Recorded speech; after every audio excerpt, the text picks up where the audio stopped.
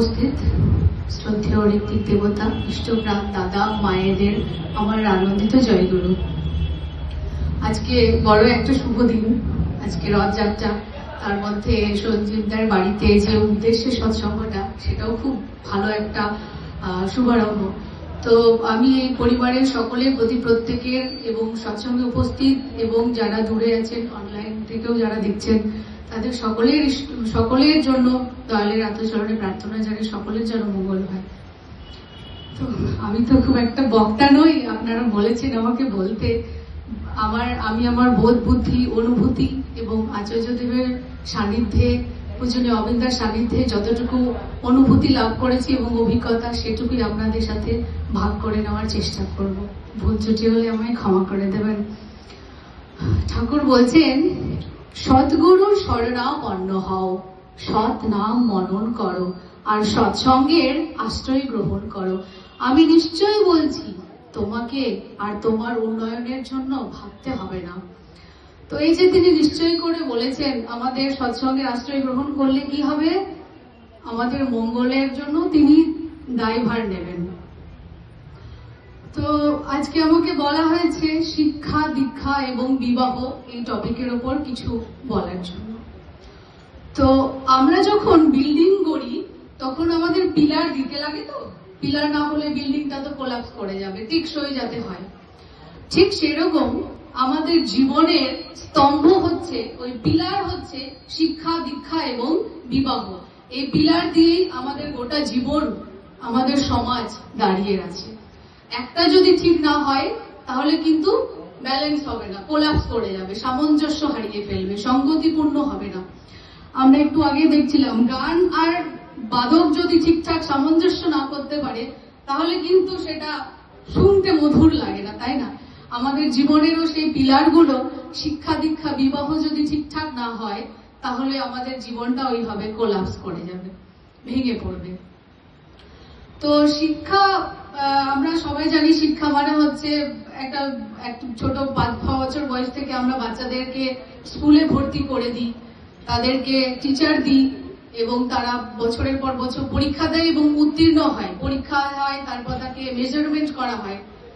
ঠিক সেই রকম তো কিরকম শিক্ষা, ওই যে পুঁথিগত বিদ্যা, একটু আগে ছড়াগানে উনি বলছিলেন ঠাকুর একটা বাড়িতে, লেখাপড়ার দর হলেই শিক্ষা তারে কয় না, অভ্যাস ব্যবহার সহজ জ্ঞান নইলে শিক্ষা হয় না।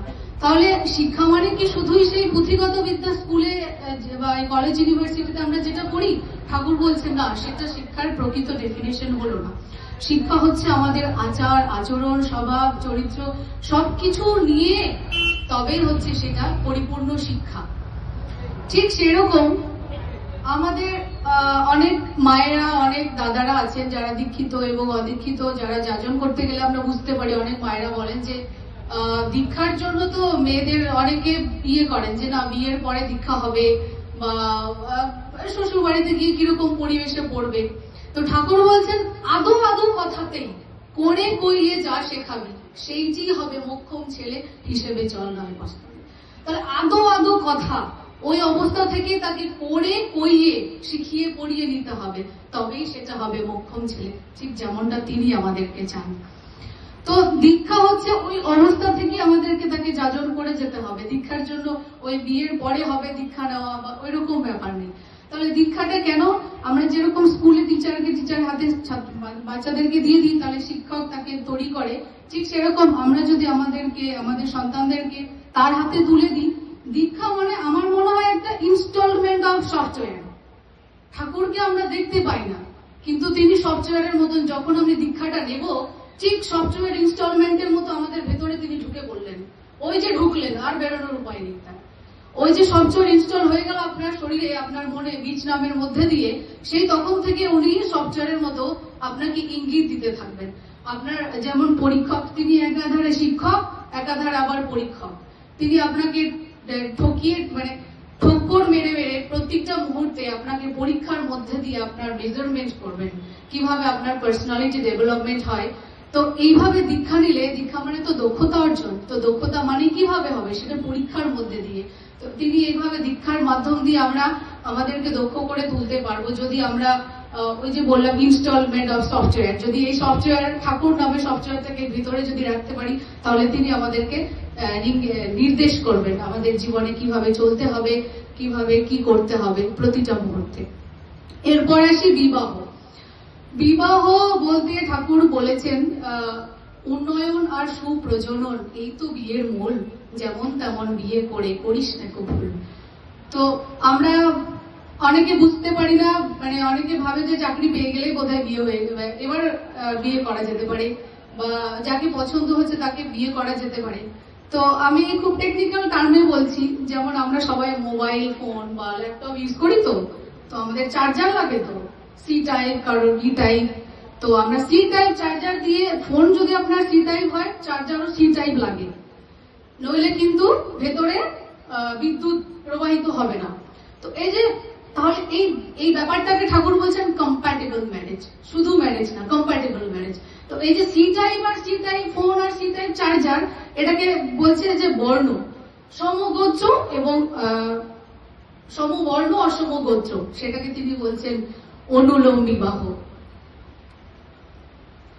হ্যাঁ, তো এরপরে আসি যে কিরকম এবার বিয়ের জন্য কিরকম লাগে আমরা তো বুঝতে পারি না। যেমন পরীক্ষার মধ্যে দিয়ে, পরীক্ষার একটা চাকরির পরীক্ষার ক্ষেত্রে কি হয়, আমাদেরকে কোয়ালিফিকেশন লাগে, এত পার্সেন্টেজ অমুক ক্লাসে থাকলে তবে তুমি পরীক্ষার জন্য এলিজিবল, তারপর পরীক্ষা হলে পাশ করলে ইন্টারভিউ দিলে তবে তোমার চাকরি হবে। ঠিক সেরকম বিবাহের জন্য কিন্তু এলিজিবিলিটি ক্রাইটেরিয়া থাকে।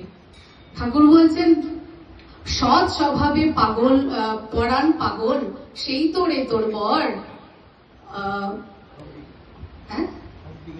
সব দিকে দলে শ্রেষ্ঠ হলে তবে তারই বরণ কর। তো এই প্রসঙ্গে আমি একটা গল্প বলি। 2019 সাল, আমি আমার মা আমাকে নিয়ে দেওঘরে যখন যায়, তো পূজনীয় অবিন্দকে নিবেদন করছে, আগে দাদা আমার বিয়ে তো বয়স হয়ে গেছে, তো এবার বিয়ে থাক, দেখাশোনা করতে হবে। তো আমাকে বললেন, তো পূজনীয় অবিন্দ বললেন বর মানে জানিস? আমি বললাম আগে তা তো জানি না, বর মানে হলো বড়, যে সব দিক থেকে তোর থেকে শ্রেষ্ঠ হবে। তারপরে আমি বললাম ও আচ্ছা এরকম হতে হয়। তারপরে বললেন যে আচার্যদেবকে দেখেছিস আমার বাবাকে? আমি বললাম আগে দেখেছি। বলছে আচার্যদেবের বর খুঁজতে 5 থেকে 7 বছর লেগেছিল, আর তুই ভাবছিস এত তাড়াতাড়ি বিয়ে করবি, দেখাচ্ছি তোর।